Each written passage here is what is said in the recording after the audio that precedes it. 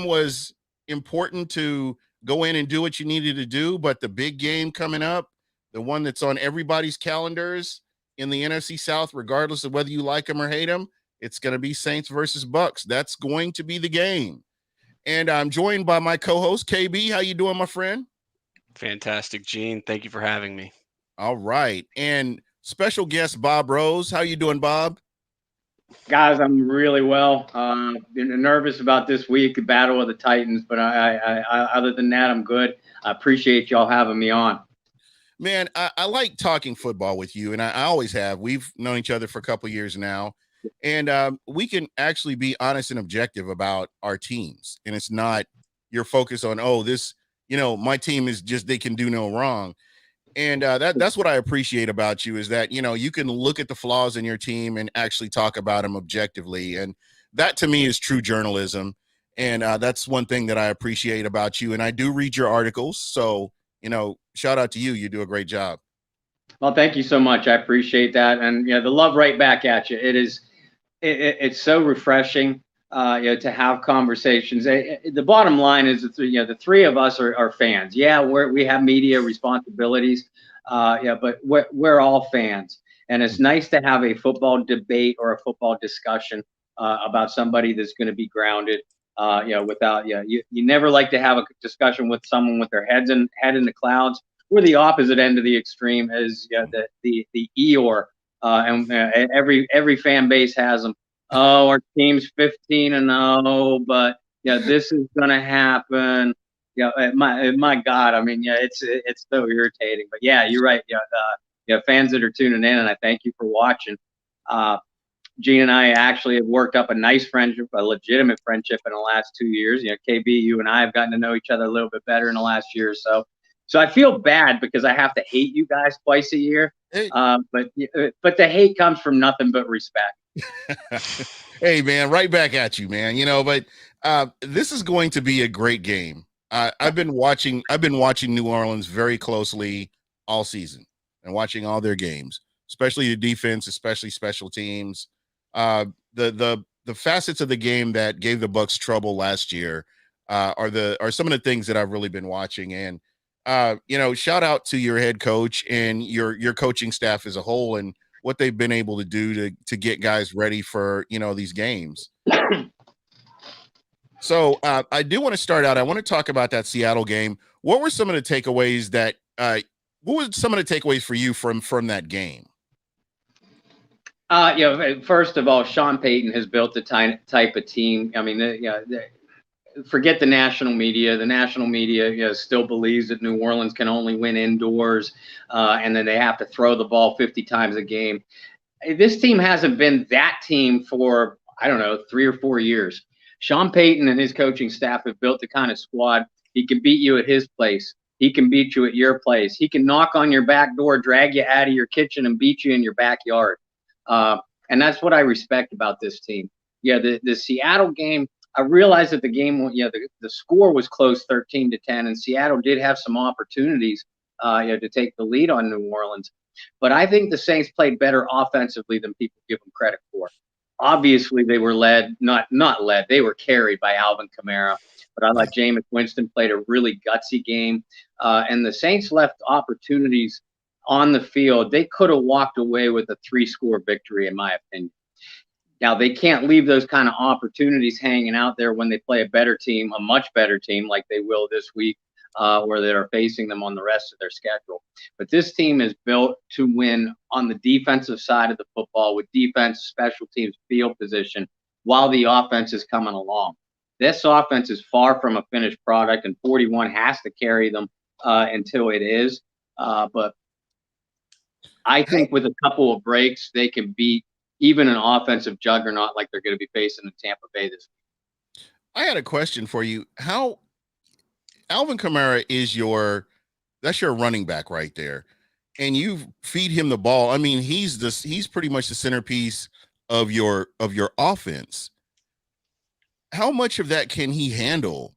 I mean, normally he's had somebody that you split the reps with, and this, the first part of this season, he's pretty much been on his own, and there really hasn't been anybody that, if there is somebody that comes in, there's quite a drop off in the level of talent from Alvin Kamara to the whoever comes in there to relieve him. So how do you see this moving forward? Because this is a long, brutal season, and you still have a lot of great teams that you're going to face. Yeah, and I tell you what, it's a legitimate concern. But I don't pay a lot of attention to the people that are saying, oh, Kamara can't get that many touches. He's going to wear down. While that is a concern, he's the face of your franchise. Right. He is your offense right now. While your quarterback learns the system, while your best receiver, your only legitimate receiver, is sidelined, and while your offensive line has been beaten up. So you have no choice but to give Kamara the ball and feed him over and over again. Because if you don't and you start losing games, then it doesn't matter how much you have left in the tank at the end of the season because you're out of the playoff race. This team really needs somebody to step up and take the mantle of at least a legitimate complementary threat. Obviously, Michael Thomas, once he comes back, assuming he's healthy, he changes this entire offense. But until then, you have to tread water. Callaway hasn't been what we thought he was going to be leading into the season, although he's coming along very nicely over the last 2 or 3 games. Deontay Harris is a legitimate weapon, but he's a guy that you don't want to give a lot of offensive snaps to, because what happens? He gets himself on the injured list. Right. So this offense, like I said a minute ago, it's still a work in progress. But, and I don't know if you guys saw the news because it just broke about an hour ago. Mark Ingram is a New Orleans Saint again. Now, this is not a prime Mark Ingram. He's 31 years old. He has some mileage on his wheels, but he knows the system. He's a plug-and-play guy, and he's still a tough runner between the tackles. So there could be your complementary threat. And if Ingram has any effectiveness at all left, that allows this team to move Kamara around more as a receiver. Use his versatility to their advantage, and that's what Kamara's strength is. And then can I jump in real quick, Gene? So with Kamara and his touches, what I think a lot of people don't understand is they just look at the box score. He has 20 rushes and 10 receptions. Like, let's just throw those numbers out there. He touches the ball 30 times a game. Let's just throw that as an example. Kamara is not running up the gut. His 30 touches aren't the same as Rojo's touches, Lenny's touches. They're not running duo. Kamara's in a lot of space. You see Kamara a lot of times in games just run out of bounds. He's not taking all of these hits. And to me, that's different where, you get Mark Ingram in the building, and we saw what they did, 5 years ago.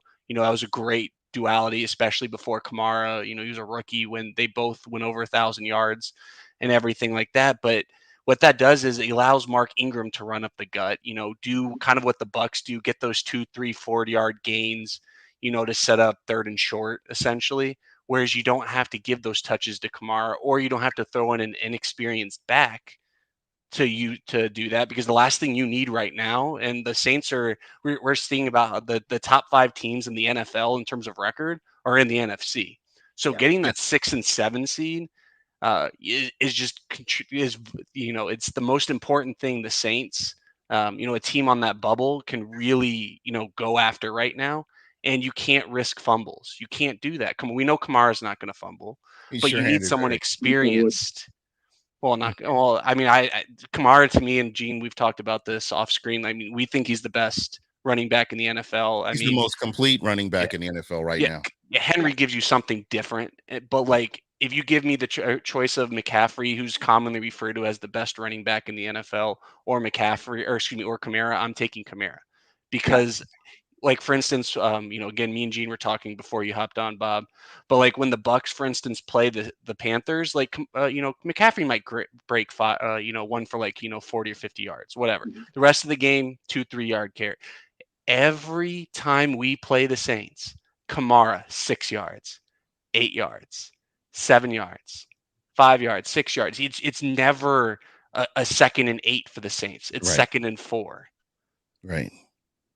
And that's how they beat the Bucs, is you cut them to death with a death of 1,000 paper cuts. And, that was 34-3 last year. I mean, it was the same game plan as week 1, but the only difference was one Jared Cook downfield throw. And that's what Jameis, like, to me, if Jameis plays how he did Monday night, it scares me more than how he played versus the Packers, where things are a little bit more open. I think if Jameis is able to be Drew Brees light, I think that's a very good Jameis to win against the Bucs, because we know if you can possess that ball, Tom Brady's not on the field, you can't score 30. What do the Bucs want to do? They're undefeated when they score 30. Yep. And that's a great point. And I'll tell you, I love the way Jameis Winston has been playing in these last 3 ball games. I realize as Saints fans are still the Jameis hating faction of Saints fans are still coming down on him because he has a low completion percentage and he's taking sacks. And well, A, the sideline is telling him to take sacks because they don't want an interception. B, Jameis Winston is not Drew Brees. There are very few humans that has ever walked the face of the earth that are Drew Brees. I'm not asking him to be Drew Brees. I'm asking him to be an improved version, a more consistently improved version of Jameis Winston. And that's what I'm starting to see. Now, he's got a long way to go, like this whole offense is. And I don't have to tell you guys how much you hold your breath when Jameis Winston is quarterbacking your team and he drops back to pass. Mm-hmm. But Jameis is looking really decisive the last few games, and that's what I like to see. I've always known he has the big arm. He's a hell of an athlete. People don't give him enough credit for that. He can make any throw on the football field, and when he gets into a rhythm, he is a very, very good quarterback and very tough to stop. But I like the bounce that's in his step, and I like the rhythm that this offense is starting to show. And you're right. If I'm the opponent of the Saints and I'm watching them the last 2 or 3 games, I'm kind of sitting back in my chair and I'm wincing a little bit because I'm like, this Saints offense is getting better and better and better. Yeah, most definitely, and that's kind of what I'm seeing. But again, with Jameis, we've watched him, from his rookie year till 2019, and you see what he's capable of doing. But at the same time, I've seen him have 2 or 3 games. Just he goes on the streak and he's good, and then all of a sudden, it's just he's a blessing and a curse. Oh yeah. And people don't believe me when Saints fans will say, oh, well, you're just trashing him because he's not in Tampa. No, we experienced this. This man could go out and have a 400-yard passing game and just shred a defense to bits. And then the next game, he throws a pick 6 and he throws a walk-off pick 6 and, just that kind of stuff. So I think what Sean Payton is doing right now is reining him in. You've got a good running back. You don't have to put any pressure on Jameis' shoulders other than, hey, get the ball out. If you can complete this pass with no chance of an interception, don't take any chances. Go ahead and do that. But otherwise, you got Alvin Kamara here. You can get the ball out to him. You can do what you need to do. And that's kind of what we've seen from him. And I think Sean Payton is going out of his way to make sure that Jameis Winston doesn't put this team in harm's way. And that's kind of what I've seen from him now. That's why they're not taking the training wheels off of him. They're controlled with, if you'll notice, Jameis Winston's pretty controlled with how he's going down the field. It's not that gunslinger Jameis Winston that we've seen here in Tampa, but it's a totally different scenario there. I think Sean Payton really he knows Jameis Winston is good, but he doesn't want to put the team in harm's way. So he's really controlling what's going on. Yeah, very much so. And I think that was the plan the whole time. But when the NFL schedule first got released, this upcoming game was the one that I thought to myself, I'm like, this is where we're going to see the true Jameis Winston. How far, and I believe he has matured both on the field and emotionally. But we're going to find out how much. The other games, the other previous games, you knew that they were going to be tight. And I knew they blew out Green Bay. But that was the only other concern for me, was that that opening game against the Packers. If Green Bay jumped out to an early lead, would Jameis have to play? How would Jameis look if he tried to play hero ball? Well, that didn't happen. And all the other games, the Saints were able to, at least on paper coming in, the Saints were able to approach it with a balanced mindset. In this game, and neither team should be able to run the ball very well, because these are the best 2 run defenses in the NFL, really, bar none. Each team, Tampa Bay and New Orleans, are going to try to establish the run.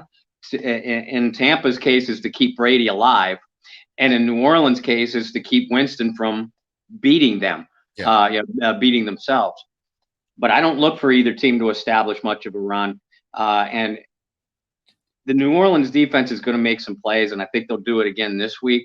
But you're not going to hold Tom Brady in that receiving corps to 10 points like you did Seattle. You're just not. Therefore, by default, this comes down to Jameis Winston. You're going to have to win the game at some point. Not support a win the game. Does he have enough weapons at his disposal? That's the big question I think Saints fans should be asking. And the other prong to that question is, does Jameis have the mindset? We know, you guys know too, he has the physical abilities to do it. Right. Does he have the mindset to do it? And this game, I think, is going to end up telling the tale.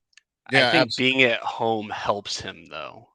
Have the Saints fans crowd behind them because, for instance, I can tell you right now, Byron Leftwich is going to call a duo up the gut on 1st and 10 the first time the Bucs get the ball. So if they're, wind up being third and shorts and mediums and running, long, deep passes and getting off the field on 3 and outs, that's Jameis's opportunity to, get Kamara going, get that 7-10-0 lead. If I'm the Saints, that's the best case scenario, is to get that first quarter lead. So that way, even if it's neck and neck at halftime, let's say the Bucs finally established, they seem to be a really good second quarter team. The Bucs aren't a team who come out and just, start wailing on you, putting up points unless you're just a really poor team. Or Chicago. So let's say Matt and Aggie. Don't get me started. But for instance, like let's say it's a neck and neck game at halftime. That's the best case scenario, or obviously a Saints lead. Like to be able to get Jameis to stay within the game, because the best Jameis in terms of what he performed like in Tampa is when plays break down. He's outside the pocket. You saw Monday night pointing to where a receiver should go. Mm-hmm. That's the best Jameis Winston. And I don't want to derogatory call it street ball. But when you give Jameis time, and the Saints offensive line has been able to do it, we've seen it where Jameis is just sitting there pumping, whereas years past, he would just throw it up to Mike Evans, 50-50. Mm-hmm. So he has that time. And I think the best thing the Bucs can do in this game is honestly to have like Devin White just be like a spy at this point.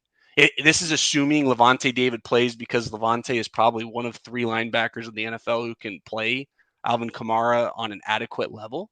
Agreed. So if you keep Jameis within that pocket, and if he does roll out and you have Devin White coming down, because we Bucs fans know Jameis's legs very underrated.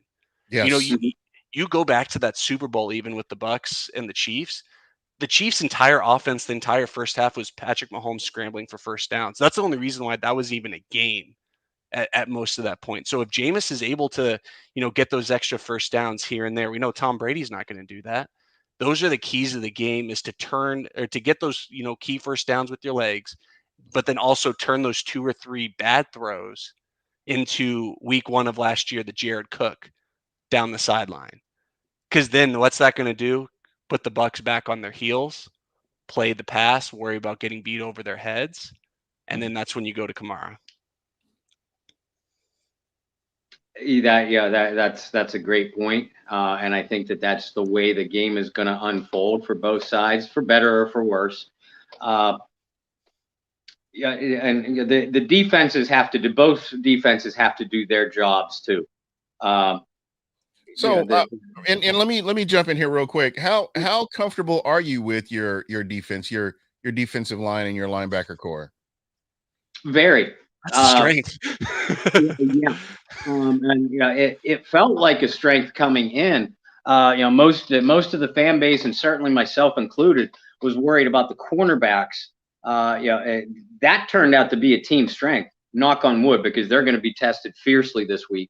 It was the pass rush that's let this defense down over the first 5 games. Now we finally saw that really come to life last Monday night, and the Saints are going to get back David Onyemata too. And Onyemata had a couple monster games against Tampa Bay last year. He is by far their best interior rusher. So what that's going to cause, an interior rush is going to cause opposing protection to kind of pinch in and honor that. leaving at least one of your edge rushers in one-on-one blocking opportunities. And that's not something that the Saints have had. That's why Cam Jordan, Peyton Turner, Marcus Davenport just came back last game, and he had a terrific performance. But that's why Cam Jordan, Peyton Turner, Tanoh Kpassagnon, they've been getting the pressures, but they haven't been getting the sacks because they've been getting late pressures. So it's they're still forcing the quarterback to move out of the pocket, but by then the quarterback has the ball in his hands 3 and 4 seconds. That's plenty of time to make a play downfield. I don't care how good your coverage is. So I think with the return of Quan Alexander and Davenport last week, along with Onyemata this week, and I gotta believe that David O is in great shape. I think we're going to see the Saints. We know we're going to see the Saints defense at their healthiest in 2021, and it's already one of the better, one of the top 3 or 4 defenses in the NFL as far as run pass ratio. Now they're going. We knew that they could stop the run before. They were providing nice coverage and making plays in the secondary. Now we're going to see them really start to amp up that pass rush, and Dennis Allen is going to get a lot more comfortable in his defensive play calling too. And with Dennis Allen, comfortable means aggressive. Yeah, and I want to kind of switch gears a little bit and talk a little bit about Tampa. What have you seen from the Buccaneers this year? I mean, as you've been watching, this has been something I've been really curious to know if you've paid attention. I pay attention to the teams in the NFC South. Mm-hmm. I thought Carolina was going to do something. They've kind of fell off a little bit. What you have with Atlanta, and New Orleans is still with their coaching staff and the pieces that they have in place. Watching Tampa, I know you have to be in your mind wondering, how does Tampa match up with this guy? Or when you've looked at the Bucs, or if you have, how do you feel about this team? Well, first of all, you got to be impressed with that front office and the leadership in that locker room, managing to keep together the entire core on both sides of the ball coming back from the Super Bowl. That's literally unheard of. It's something that's never happened in the free agency era. And I realize that a lot of that has to do with Arians being a player's coach and TB12 always giving you a chance to win the Super Bowl. When Breeze's decline literally fell off a cliff last year. In my opinion, there were signs the year before. When that happened, I honestly figured he had a little bit more in the tank than what Tom Brady did based off of Brady's last year in New England. I thought Brady's performance was going to fall off a cliff, and it did not, and it still hasn't. I'm waiting for that deal with the devil that he made to run out, because it's got to have a limitation at some point. Because the man is still playing really well. He's supported by the best receiving core he's ever had, and in my opinion, the best in the NFL. And that's what makes this machine go. Fournette and Ronald Jones, I respect them as running backs, and I think if they were either one were in a run-heavy system, we would really see what they could do. But as long as Bruce Arians is your coach, you're going to be pass heavy. It's just like Sean Payton and Breeze's prime on the other side. So I haven't seen a lot out of Tampa Bay's rushing attack, but I know that they could do it because that's what a major factor was in that playoff victory last year. Defensively, I don't have to tell you guys that Tampa Bay is just so beat up in the secondary. Especially at their cornerback position. I love Antoine Winfield. I would give almost anything to have him on my team. The man is an all-world safety, but he feels like an island in and of itself right now. That secondary is just getting eaten alive, and in a way that I didn't see, them get beat last year. And I realize you can only play with the bodies that you have on the field, but this game is shaping up. There's strength versus strength all the way across the board when it comes to New Orleans and Tampa Bay.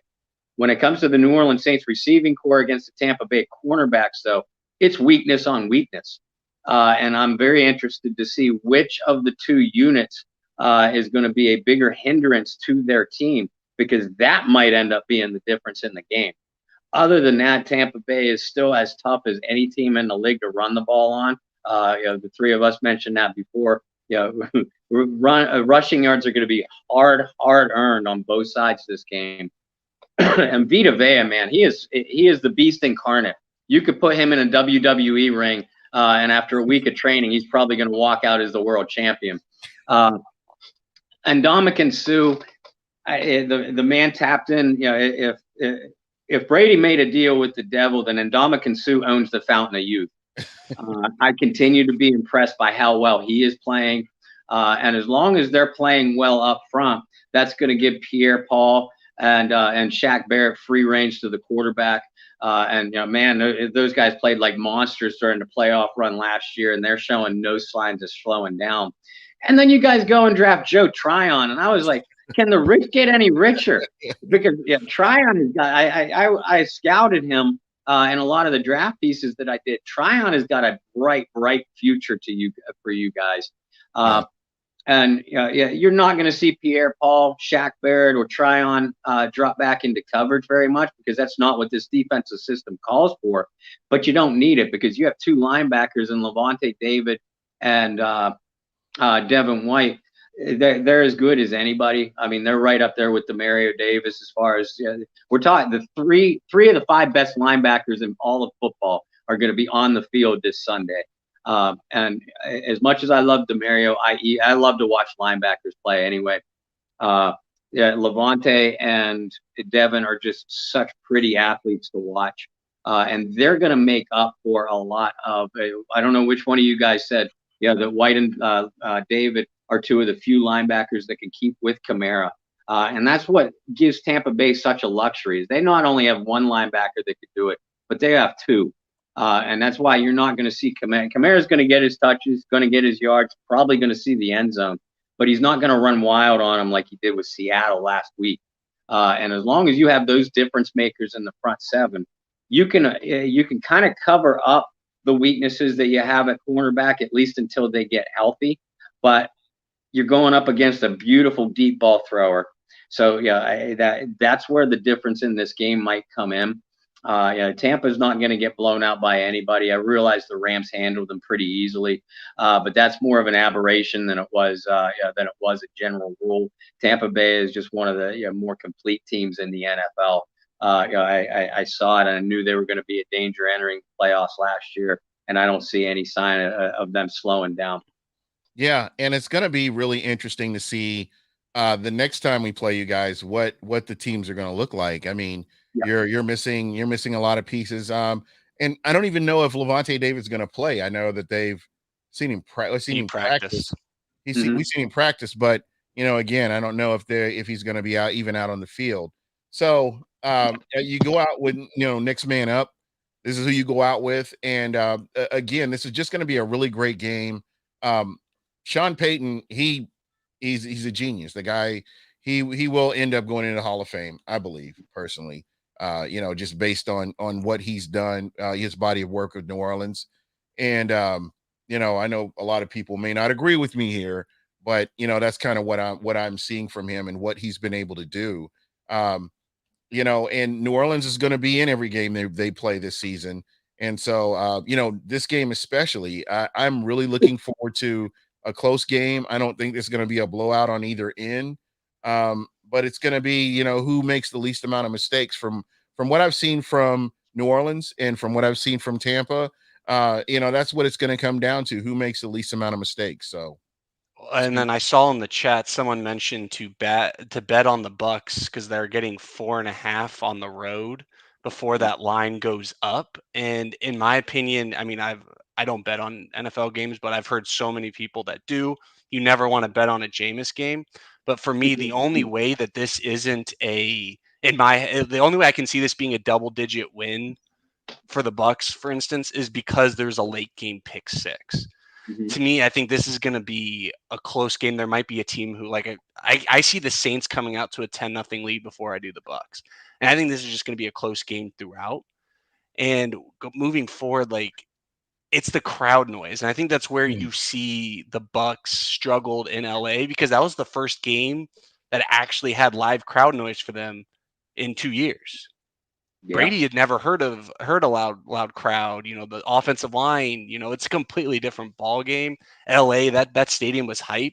That was their first legit, I know they had a week one, big deal primetime game, But this was, everyone talked about all the offseason. This was going to be 1 and 2 of the NFC.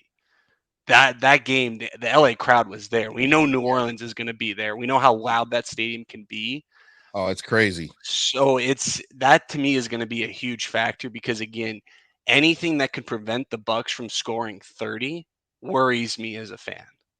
And I was going to go to the New Orleans game, but just with COVID, all the COVID protocols and everything, it's same here. It's just kind of hit and miss trying to get there. And then with, the hurricane that came through, I wasn't sure, if this was even going to happen there. Yeah. That's why I didn't go. Yeah.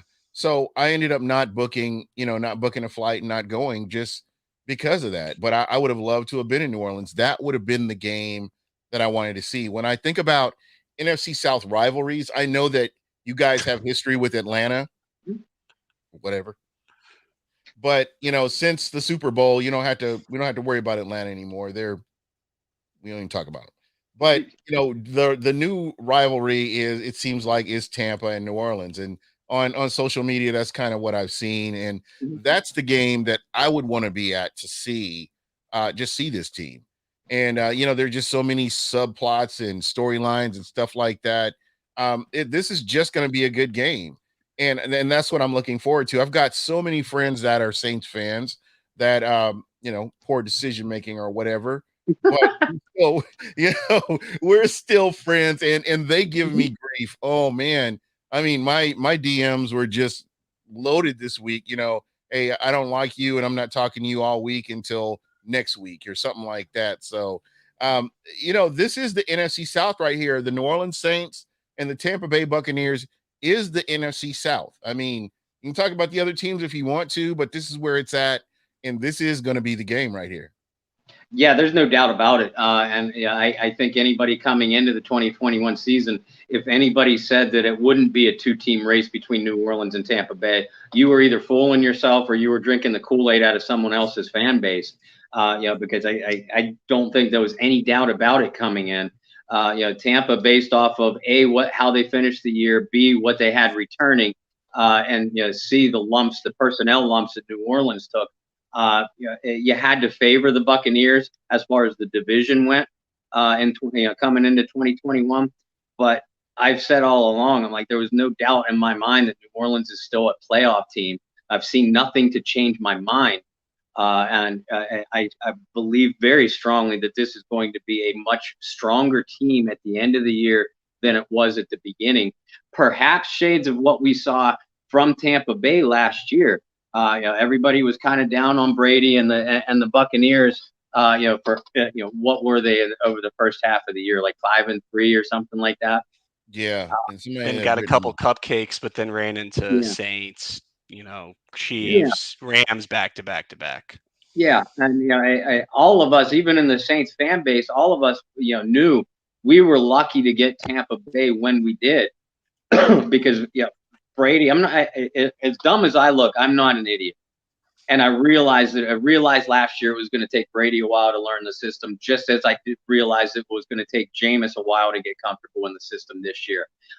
So now we're talking kind of. New Orleans being in the same position that Tampa Bay was, perhaps, and it's not the end of the world if New Orleans loses this game. We saw what Tampa Bay was able to do, with a wild card seed last year. All you need to do, like you said before, KB, all you need to do is get yourself into the dance and get in there as healthy as possible, and then it's only a matter of going on a 3 or 4 game roll. I'll tell you what, my wife wanted to go. We come into New Orleans a couple times a year. One of the games that my wife wanted to go to was that Tampa Bay game, and there is nothing like New Orleans around Halloween. I'm the one that put the kibosh on that, and I put the kibosh on it, very quickly, well before the hurricane. The reason why I put the Knicks on it was this: I was like, I don't handle when my teams lose very well in general. I really, really don't handle it well if my team loses to a Tom Brady or an Aaron Rodgers. And I go, I'll end up in prison, dead, or both. But Bob, This is very key, though. I know you're coming into the mindset of the game. If we lose, not the end of the world. But if you win, though, Bob, you're sitting at 5-2. The Bucs are sitting at 6-2. You have the 1-game advantage. If there's a tie of any sort, we're both playing the NFC in the AFC East. I mean, it doesn't get much better than that in terms of both of our schedules. Like if you look at the NFC West, the Saints schedule is well, other than this Cowboys game. But like for instance, we already played the Cowboys too. So what I'm saying is it's a very similar schedule. So if you look at the NFC West, for instance, I mean the Cardinals are playing the Packers Thursday night. The Packers are playing the entire NFC West. Like in many ways, they're going to beat each other out. So if the Saints were to, let's say, win this game, that gives you the momentum to carry out and maybe you pull a surprise. If you lose, obviously, I think you just go in with the mentality, you want to go and like Jameis learn the system better, get into the playoffs, everyone healthy, you go into that mindset. But if you win this game, I think your entire outlook on the season changes. Yeah, absolutely.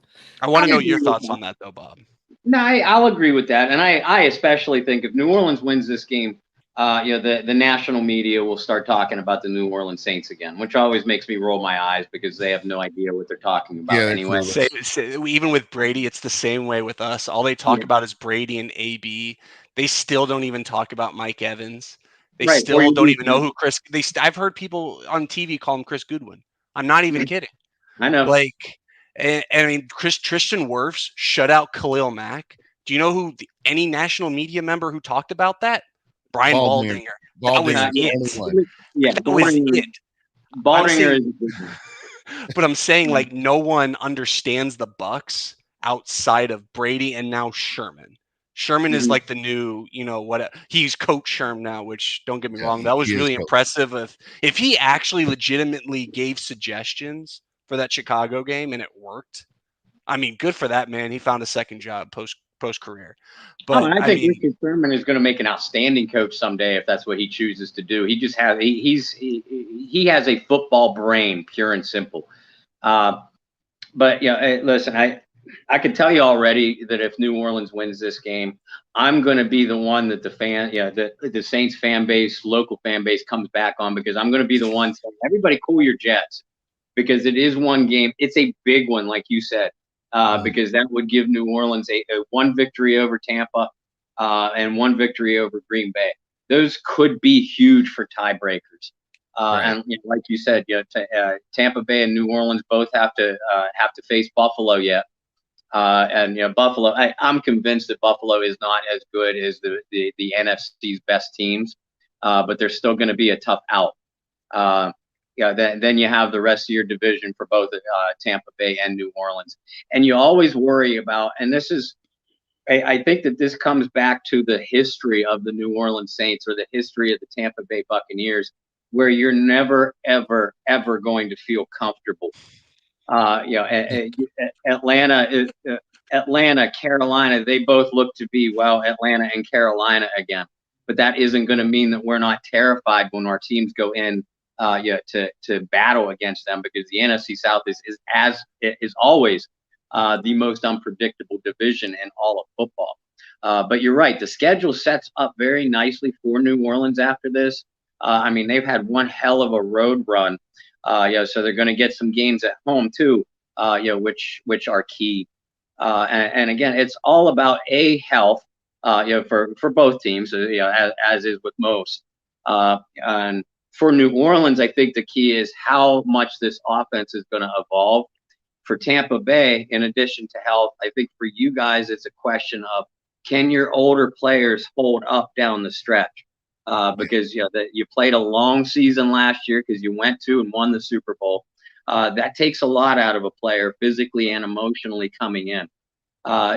Brady, Gronkowski, they're used to it, but Father Time is undefeated for apparently everybody except Tom Brady.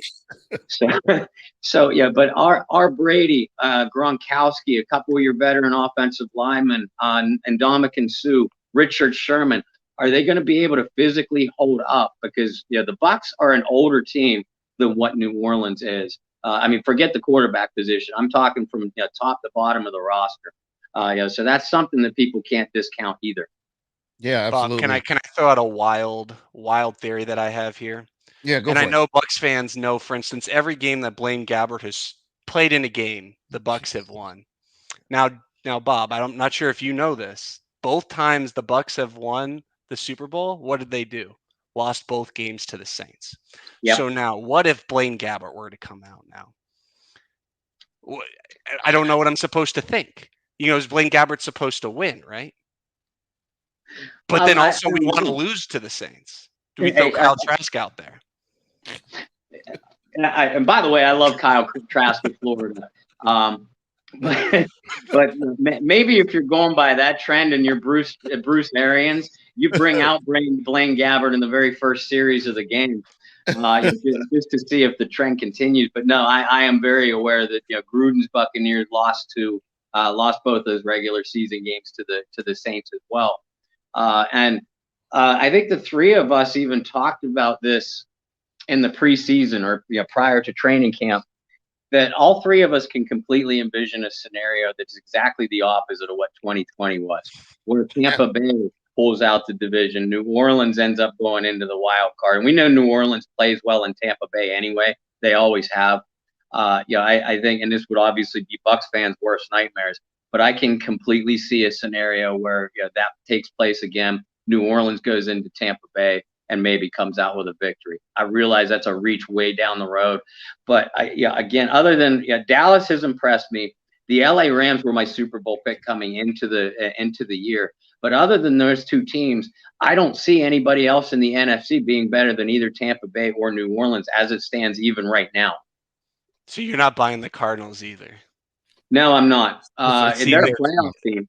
Yeah, see, to me, the Cardinals, if J.J. Watt and, oh my goodness, Chandler Jones, if they're both healthy, I think that's enough to, for instance, to be a Tampa Bay Rays where your offense is, you're playing, you're scoring more points than the other team just because you're throwing the ball 500 times for 500 yards each game, and your defense can get sacks and just limit those opportunities against, the bad teams. You get to play here and there against the good teams.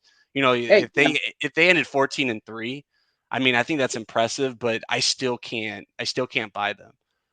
I think they could end up 14-3 or 13-4, but the Arizona Cardinals still can't run the ball with any effectiveness, any consistency. They can be had in the secondary, and they do not have a good linebacking core. So if Jones or Watt get nicked up or you manage to block them, and you steal a possession away from Kyler Murray and those receivers, you can even go into Arizona and come out with a win. I like what Arizona is doing. They're fun to watch, but they aren't there quite yet. Yeah, I'm totally agreeing with you. T. Smitty, one of our listeners, had a question for you. He said the hot take media says Sean Payton doesn't trust Jameis, but shouldn't the question be, does Sean Payton trust his receivers? Sean Payton said all offseason, and I think he did this despite all of us that are writing the opposite. Sean Payton kept saying, we like who we have in the room. We like who we have in the room. And I said this on a show last night. I said, well, when he's in that room, he must be looking up at pictures on the wall of Lance Moore and Marcus Colston and Wes Chandler and Danny Abramowitz, Quinn Early back in the day, because he can't like the players that are sitting in those chairs. I do think, and it's interesting that the national media is saying that Sean Payton doesn't trust Jameis now that the reins are finally starting to come off. I've been saying since week one that Sean Payton didn't look like he trusted Jameis, and you could tell in his play calling. So now that the national media is on this train, we are finally seeing the reins being taken off of Jameis. But man, that receiving core is bad. I think it's Sean Payton has been slow to trust Jameis, and it's Jameis that doesn't trust his receivers. That's why he's holding on to the ball. That's why he's taking those extra, double and triple clutch, because Jameis is hesitant to trust what he sees because he's been afraid of making a mistake. I'll grant that. But the receivers aren't getting any separation, and when they do, it's late, and that rush is already on top of Winston by that point. So yeah, that's kind of what I'm seeing too. Again, this is going to be a fun game. I'm actually the matchup between Alvin Kamara and the run defense is what I'm really curious to see. We know what he can do. He's a pass catching back, speed in space. He doesn't take a lot of big hits, and as KB mentioned earlier on, so it's going to be interesting to see how they use Alvin Kamara in this game, and try to keep him well. And do you know if Ingram will be playing, or does he have to sit out, or how's that going to work out for him? He can play. We don't know yet. The trade just took place. Other than COVID, what else would he have to do? That's probably it. He's probably going to have to go through the standard COVID test. I believe that the league mandate is you got to sit out and be away from from a new team, for 2 full practice days, which leads us right into the end of the week. But assuming, go ahead. No, this is similar to Zach Ertz. When Zach Ertz went to Arizona, it was a day. It was a day later. Thursday night. It was Friday. That's right. Yeah. That's right. Because I made the joke that maybe somebody on fantasy can play him twice, but that wasn't going to. So for Ingram, for instance, as Bob was saying, he wouldn't be able to practice Thursday or Friday. But if there's hypothetically a walkthrough on Saturday, I mean, he knows the playbook. Can he just run, between the tackles for 5 to 10 snaps? That'd be the only way I see him playing. If Mark Ingram is able to play, that's what it'll be. It'll be 8 or 10 snaps if it's a close game. If New Orleans has to rely on the pass, then we might see Ingram for 2 or 3 snaps near a goal line, and that'd be about it. Because Ingram has been active for the Houston Texans, as active as the Houston Texans have been in the NFL this year. So it's not like the guy is coming off of injury or a period of inactivity. He's in football shape. And like you guys said before, and I couldn't agree more. Mark knows the system. I think that's one of the reasons why they made the deal that they did, is because he is a plug and play guy. But you're not going to beat the Tampa Bay Buccaneers with Mark Ingram running between the tackles anyway. He's just going to be a complement. And somebody that allows the team to move Kamara, out of the backfield and into the slot, or even line him out wide. I don't want to spend too much time on this real quick, Gene. But Brandon Cooks, ever since the Mark Ingram trade, he's been out on social media. Obviously, he has ties to the Saints. Is that someone that you would envision that would be helpful to the Saints? Let's say you made a second deal, or I was surprised if you're going to trade for Ingram. Why not throw an extra 5th or 6th and get Brandon Cooks in the building too? I mean, I think he's only 1.5 against the cap. We know the Saints can figure that out. Oh yeah, salary cap for someone like Brandon Cooks is child's play to Mickey Loomis. The cap is a myth. It is. It is, and now that he's invented these voidable years on the end of contracts, we're going to start to see other teams. We've already started to see other teams do it. Brandon Cooks is the only realistic trade the New Orleans Saints can make for a wide receiver at this point. I personally don't think it'll happen because Sean Payton is just that stubborn. The fan base has been calling for a wide receiver for a month. I've been calling for a wide receiver for 3 months, and I don't know whether Coach reads my own articles, but I know he pays attention to the fan base, and I'm convinced that he does this sometimes out of spite. But Brandon Cooks is a guy, again, who knows the system. People, and you guys saw this with AB. It took Antonio Brown 2 or 3 or 4 weeks to get really acclimated to the Tampa Bay system once he was able to play. And the only reason that happened that fast is because he was familiar with Bruce Arians, he was familiar with Byron Leftwich, and he was familiar with Tom Brady. Brandon Cooks has that kind of familiarity, not necessarily with Jameis Winston, but certainly with Sean Payton and Pete Carmichael, the titled offensive coordinator. We know who calls the plays, but the other receivers that might be available would just take too long to get acclimated to the Saints. Allen Robinson. I don't want to hear Allen Robinson to the Saints again. I really, and it's no offense to the Saints, and it's no offense to Allen Robinson. No, That's I love him. That's just not going to fly for a 1 year, because he's not going to re-sign with you. It's not like you have a second year where you can get him acclimated for next year. You can build that chemistry. He's gone. Yeah, he's gone. Exactly. And you have to give a first, second round pick for him. Yeah, exactly. And any other receiver, other than like a Brandon Cooks, who'd be 100% acclimated into the system within a couple of weeks at the most, and probably a plug and play guy. Any other guy would take a period of, I'd say, at least a month. And by then, at least theoretically, you'd have Michael Thomas back, and your receiving problems would be mostly solved anyway, because no other wideout is going to see any. Between Kamara and Thomas, was there going to be 10% of the targets left for anyone else? Like to me, like you mentioned earlier, like Deontay Harris, if you get him 5 touches a game on the offensive side, that's like perfect. So there's another 5% that goes away. So who do you really need to count on at that point? No, you don't. And I've been telling people all along, look, I love Deontay Harris, and I really like healthy. Like right now, he is healthy, right? He missed the Seattle game. I have a feeling that they sat Taysom and Deontay out of the Seattle game to give them an extra week of recovery. Deontay has a hammy. Taysom has a concussion. I feel that Sean Payton didn't think he needed those players to beat Seattle. We did that last week too. He had this Tampa Bay game circled, as returns for those guys, and I think there might be something to that. But listen, I love Deontay and I love Marquez Callaway, but I've been telling people, I'm like, they aren't number 1 receivers, and we're seeing that, and that's what the problem is with the Saints receiver. The other guys are a joke, but Harris and Callaway are legitimate complementary threats. The issue is you've had nothing to complement them. Right.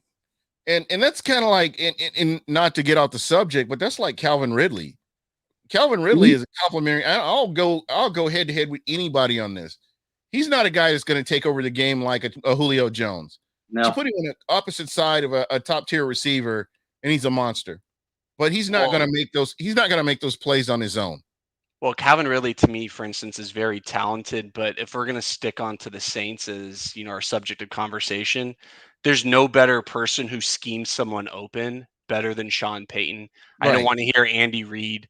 Tyreek Hill's fantastic, but each play isn't designed to get one. Like, to me, the closest comparison is what the Packers do with Devontae Adams. To me, that's and that's not even close. Well, but that's Aaron Rodgers and Devontae, being on the same page, but there's also not an added extra person there. Like, for having Kamara and Thomas is such a game changer for defense, because to me, that's even more deadly than Tyreek Hill and Travis Kelce. I know that's, the media is going to blow that up because of Mahomes versus Winston. But if you give me Drew Brees, Alvin Kamara, and Michael Thomas, you already see what there is at a very declined Drew Brees. It's a 13-win team.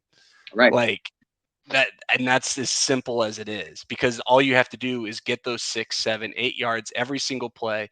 We know how the Drew was in the red zone. I mean, you get him at the 1 yard line, he's going to pop over. He's going to, do a quick screen pass. He's going to get that ball out so quick to the point that his decision was already made, like Peyton Manning style, before he even took the snap. And I think that's where Jameis's learning curve is because it's not as simple as Sean McVay, with the whole in Jared Goff's ear. That's the only reason why Jared Goff was good. Like, I can't buy into that, because at some point after 15 seconds left, that microphone turns off. So that comes down to pre-snap, reading. Jameis, I think his biggest thing is still learning how to read a defense. I think that's very apparent when you watch the film and see, those plays that lead to the double pumps. Yes, I know receivers aren't open, but Sean Payton schemed someone to be open somewhere. So that Jameis, I don't trust my eyes and what I'm seeing, so I'm just going to pump in, see if I can point them open or do whatever I need to do, kind of like I said earlier, kind of like street ball, but not trying to be as derogatory with that term, because you can be successful playing that way. And I mean, people talk about the whole 30-30 thing with 5,000 yards. I mean, to me, that's still successful. Yeah. He threw for 5,000 yards. But I think the best Jameis we've ever seen has 12 TDs and 3 interceptions through 6 weeks of the season. That's what you're seeing in New Orleans. And like I said, he showed a lot of guts to me. He ran for 5 first downs against the Seahawks. Yeah, those are big. But that's what he does. That's what Jameis Winston does, and that's what he doesn't get credit for. But that's what he does. He'll stretch a play. Gene, who's that Fox commentator that used to be on all of our games before we had Brady? Do you know who I'm talking about? He literally did 90% of our games. But if I had to hear him say again, oh my God, Jameis has the most, he has underrated legs. Like, he would say that 15 times, Bob, during a season. Yeah. That's And I because can't think of he that guy's scrambles name. for first downs. That's what he does. We've seen Jameis do all kinds of rumbling, fumbling, stumbling to get, 4th and 30s. I've seen that. Like, that's Jameis. Yeah, because But I was at a Bucs game, and I think it was 4th and 20, 3rd and 20, 4th and 20, and Jameis Winston runs for a first down. Mm-hmm. Just broke like embarrasses 3 the whole, tackles. I think I know what you're talking yeah, about. and he embarrassed the whole Atlanta Falcons defense, which I was there for that too. By the way, that was the best part of it. But the fact that he was able to do that with his legs, and coming into the NFL, everybody was making fun of him because of his 40 time, but that didn't matter because the guy is a football player. He's an athlete, and he can go out and make plays.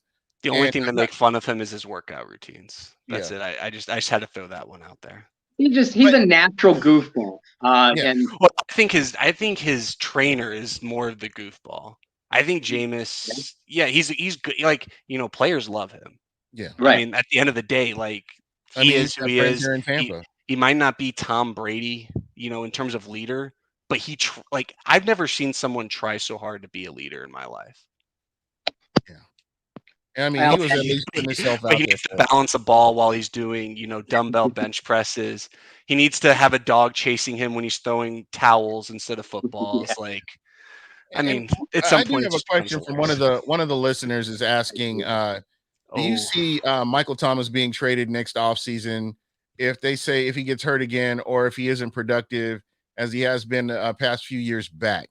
My thing is, we don't know. This is why I don't listen to the media. This is why I do not watch ESPN, NFL Network. If I want to know about what's going on, I will follow you or, some of your colleagues to find out. Because when I kept hearing this BS about Michael Thomas being at odds with the New Orleans Saints, I laughed. Mm-hmm. I just laughed. Every time I would see it coming on my Twitter line, I would laugh. Taysom Hill, the reason they paid off, they're going to trade Taysom Hill because he lost his position. He lost the quarterback battle with Jameis Winston. I laughed. And this is just lazy journalism, as T. Smitty mentioned. And these are just things that aren't going to happen. Michael Thomas is in a good place with the New Orleans Saints right now. End of story. And so if something happens in the offseason, it'll be because they couldn't come together on money. And that will be it. It's not ill will.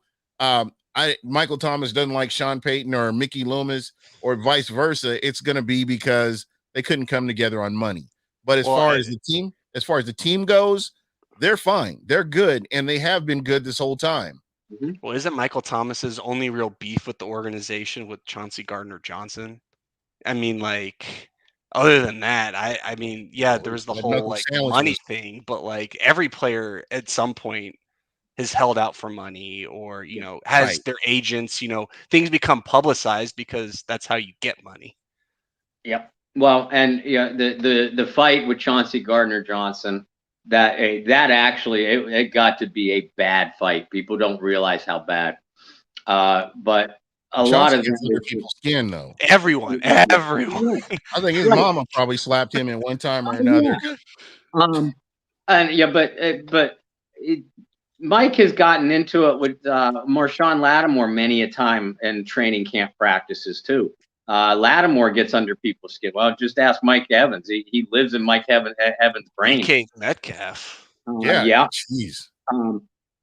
And Michael Thomas he has today's wide receiver personality. Mm-hmm. It is very pay attention to me, as most of the top receivers are.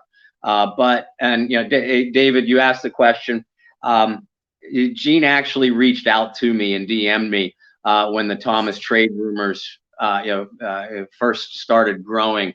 And he asked me, and you weren't the only one. I got asked a lot, but no, Michael, as we sit here today on October 27th, 2021, Michael Thomas is in zero danger of being traded. He was in zero danger of being traded. It was never going to happen. Don't worry about, and I have an issue with a lot of our own fan base. Well, he's injury prone. He's injury prone. Trade him. Before he got hurt last year, from 2016, 17, 18, 19, 4 seasons plus playoffs, Mike missed 1 game. And you're talking about a player who plays 90 to 95% of the offensive snaps. We talked before about Kamara avoiding big hits. Mike Thomas takes them. And he took one against the Bucs week 1. That's what started all of this. Yeah. And that ankle should have shelved him for the season.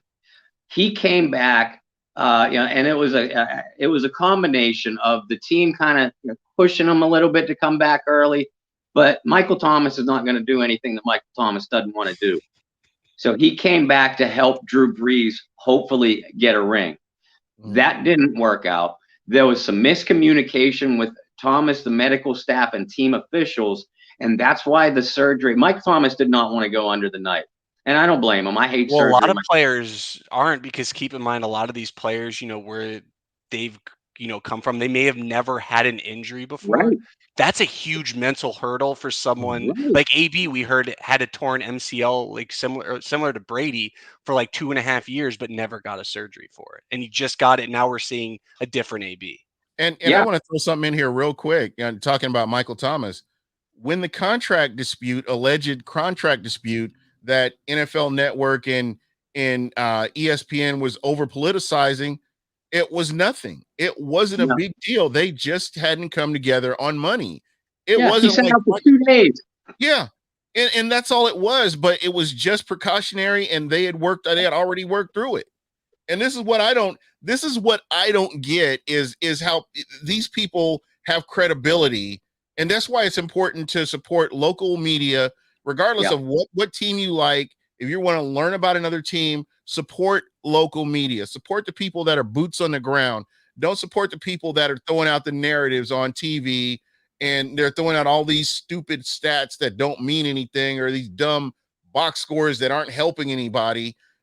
Listen to the local people that are invested in the team, and I think you'll get a more direct, a more concise story than you would from these guys. Well, not only that, it's not a reality TV show, which is what ESPN wants us to be. Like, for instance, the Ben Simmons thing, that is O.J. Simpson level. This is real. It is happening. Like, oh my God. Right. Like, Michael Thomas never made like a statement. Like, no.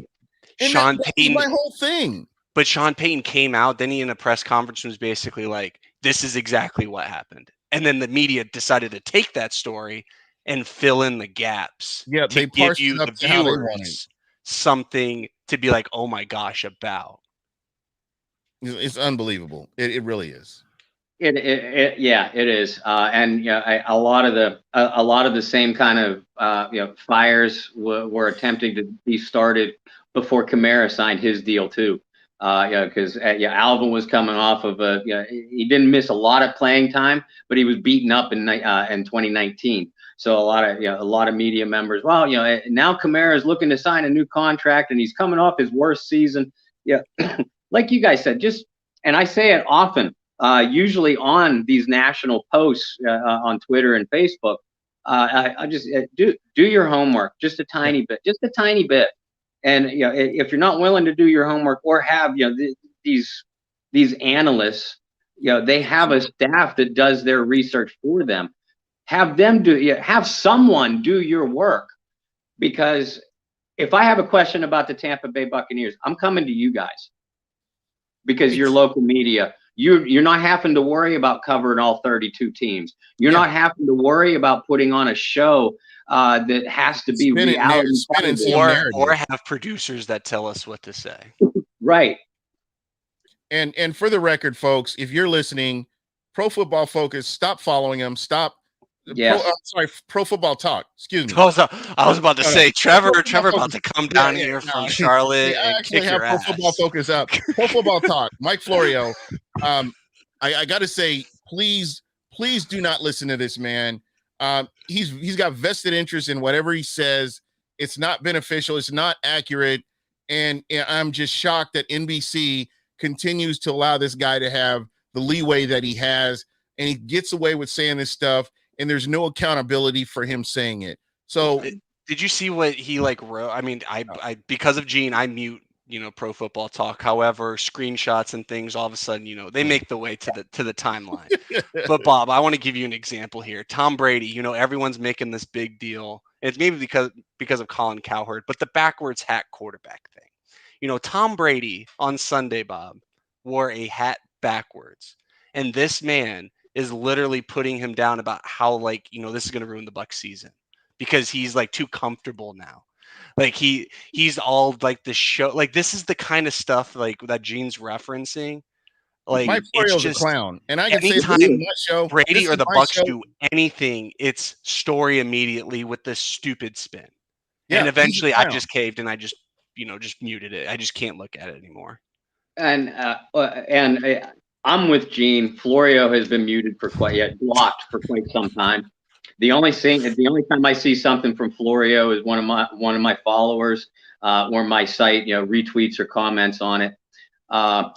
And I usually try to ignore it even then because Florio, he is a clown. He's not worth my time. It's the same with Ian Rappaport. Ian Rappaport, I've called Ian the National Enquirer of NFL reporting. And before that, it was Jason Lockenfora. I don't even know if Lockenfora is still doing this. Is he still? Oh, he is. Oh, he is. It's just, and it's one thing to speculate. And in our business, we do speculate, and that's okay.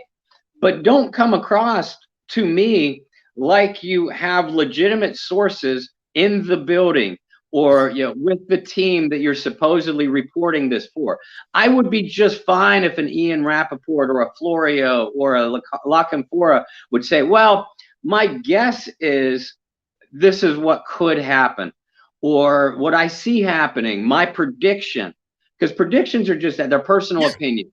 They're personal which is fine because they have an audience. They've earned, or at least Rappaport has earned his following to the point that, it's him and Schefter is where you're going to get 90% of your news. That's just how it is. Well, and the reason why I singled out Rappaport specifically is it's no secret that Sean Payton and the New Orleans Saints, they won't let Ian Rappaport inside their building. They won't, and that's not an exaggeration. So whenever Ian Rappaport reports something on the Saints, I just bust out laughing. I do. Now, obviously, a blind squirrel will find a nut every now and then, and one of those guys will spit something out that's ahead of most of the local media. Mm-hmm. But when that happens, it's only because they got it from someone first. They don't, again, Florio, and I'm pretty sure Sean Payton hates Florio too. But Florio, Lockenfora, Rappaport, they don't have any legitimate sources, fans. And another reason to follow your local media. It's not, and I admit I don't have much sources myself, but I'm also going to sit here and tell you, well, my prediction, my guess, what I think is going to happen. I'm not going to look you in the eye and say, yeah, my sources tell me blah, blah, blah, blah, blah. If I had sources, I'd tell you. Yeah. But otherwise, I'm just trying to do my job. Yeah, that's like Florio called out Bruce Arians about COVID protocol, and he didn't get the whole story. And well, then there's Florio, who basically said the Bucs should, forfeit their title because Tom Brady wasn't listed on the injury report for his MCL. Yeah, that's something that he heard from sources within the NFL that they'd look at suspension. But then I know you're big with Rappaport, but my favorite one is 3 hours before Bruce Arians is at the press conference at the Combine in 2020 is Ian Rappaport reporting that the Bucs are in final talks to, close out a deal with Jameis Winston. 3 hours later, Bruce Arians is at the podium being asked about Tom Brady. Oh yeah, we're going to look at him. That tells you all that you need to know, man. Yeah, 100%. Exactly. Well, hey, I can't believe we've been on for an hour talking about the Bucs versus the Saints, probably one of the biggest games of the year until the Bucs play the Saints again. It's going to be incredible, and for us, we're looking forward to a great game, and this will be a good measuring stick to see where the Tampa Bay Buccaneers are so far going into the season. And that's kind of what I'm looking for. I mean, there's so many more games to be played, and I think this is a good opportunity for the Bucs to get better or see where they need to improve at, and win or lose. This is just going to be a great game, and I'm looking forward to a very entertaining game. Yeah, man, I am too. And KB, like you said before, I don't think any of us realistically anticipate a blowout. If there is one, it's because things snowballed for New Orleans, and we're seeing all kinds of picks from Jameis. Otherwise, I see a very, very physical ball game. Very close, all kinds of momentum shifts. And frankly, I could see Jameis having his most productive game of the season, but I can't see this New Orleans offense the way it's geared right now. I don't think they have the firepower to match Brady in that receiving core. And although New Orleans is going to hold them down defensively a bit, and they're going to make some plays, unless New Orleans has 2 defensive touchdowns, I could see my prediction would be that the Tampa Bay Buccaneers will squeak out of this with some victory along the lines of 23-20. Man, this is going to be a great game. Unfortunately, we don't give scores here because we're bad luck. So we just kind of Bob, every single game that we gave a score to last year, and this is through the Rams game because, of course, we had the bye, and Right. then it was like a new thread, and we forgot to predict scores. So we eventually were like, we're not picking a score ever again, and obviously went to the Super Bowl. This year, obviously, we didn't predict a score. However, there was someone on Twitter who may have accidentally given a score prediction and deleted it. But other than that, we've been streaking. I'm a victim of circumstance. It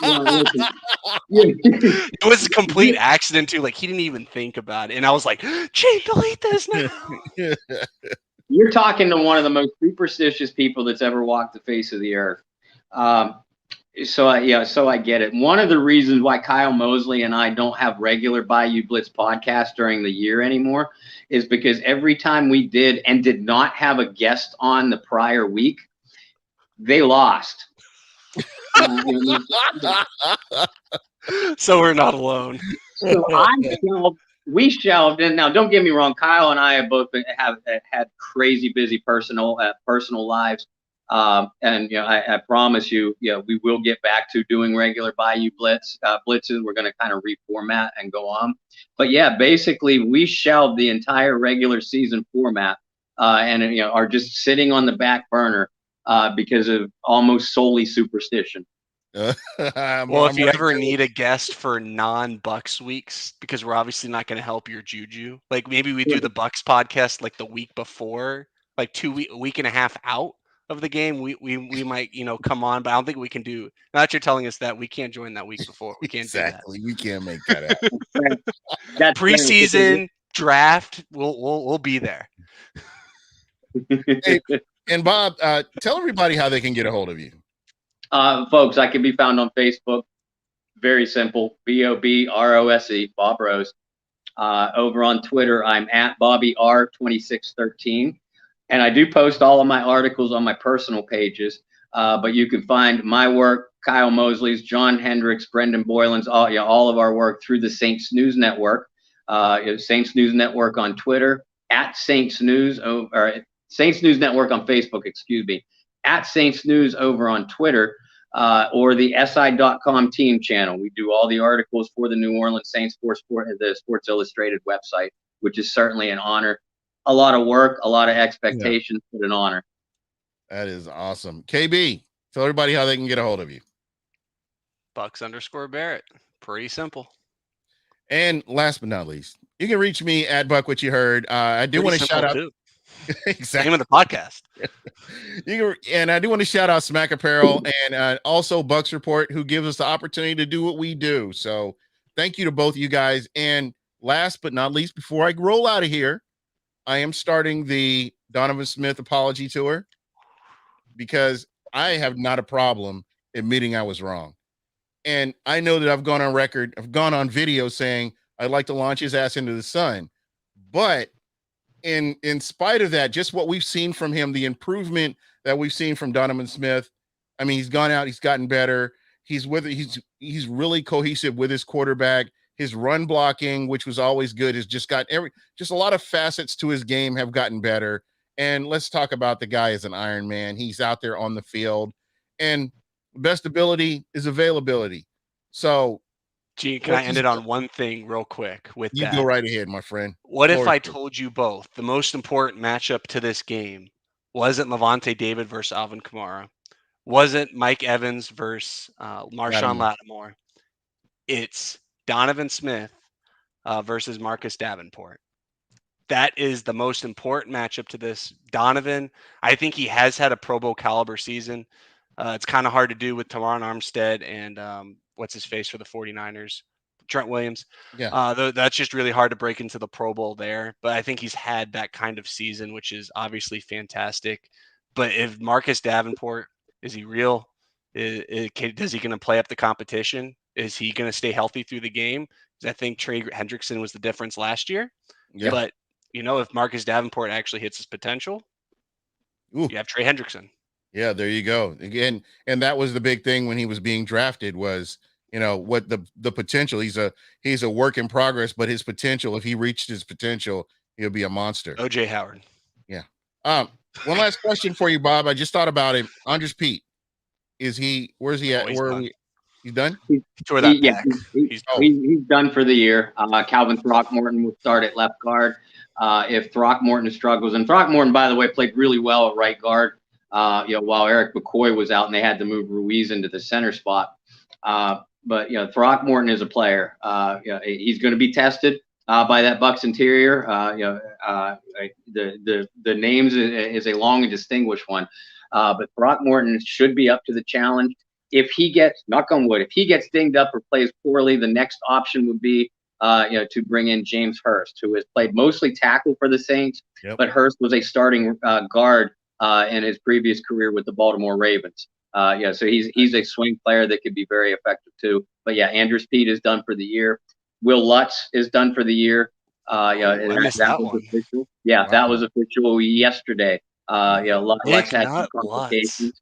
So they're going to go with the rookie, Johnson, who kicked his first NFL game against Seattle. And as I'm sure Bucs fans have already figured out by the way we've been talking, there will be no Michael Thomas in the lineup either. David Onyemata will be back. Otherwise, the injury report for the Saints, Taysom Hill and Deontay Harris are limited, extremely limited, but it's still early in the week. If we get to Friday and they still aren't practicing, then their status for the game will be highly in doubt. Everybody else for the Saints, knock on wood, is just kind of nicked up, but nothing serious. Yeah, I would think that Taysom would be a game time decision. At the very I think least. Sean Payton wants that anyway because is Taysom playing or not? When's that snap going to come in? We figured out his crafty ways. We figured them out. The Bucs are 0-4 against them in the regular season. Saints fans will tell you. Yeah, they remind me all the time. I know.